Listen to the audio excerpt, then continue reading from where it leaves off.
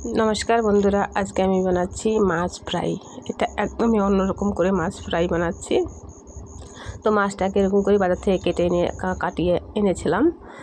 মাঝখানের কাঁটাটা কেটে ফেলে দিয়েছে। তো ওর মধ্যে আমি তেঁতুলের রস দিলাম 2 চামচের মতো, তেঁতুলের জল, আদা রসুনের পেস্ট ভালো করে লাগিয়ে নিচ্ছি।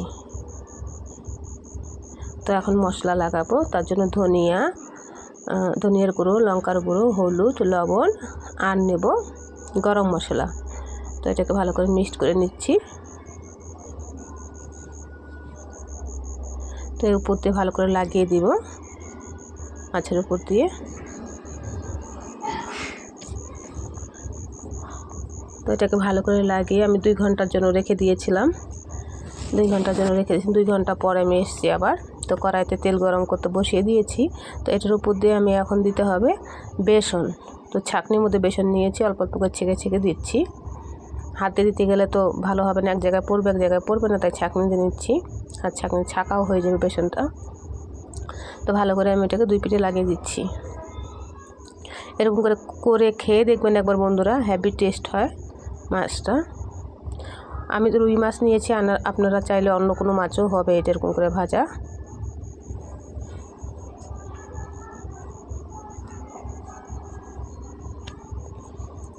তো এটাকে আমি একটু উল্টিয়ে দিচ্ছি।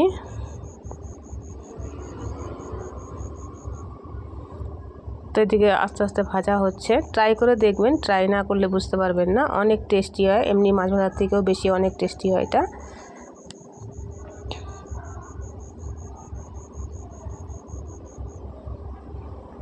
তো মাছটা আমার প্রায় ভাজা হয়েই গেছে। এই যে আরেকবার উল্টিয়ে দিলাম।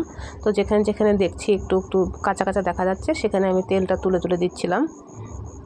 এখানটা তেলটা ভালো করে লাগেনি, তো চামচ দিয়ে তুলে দিচ্ছিলাম।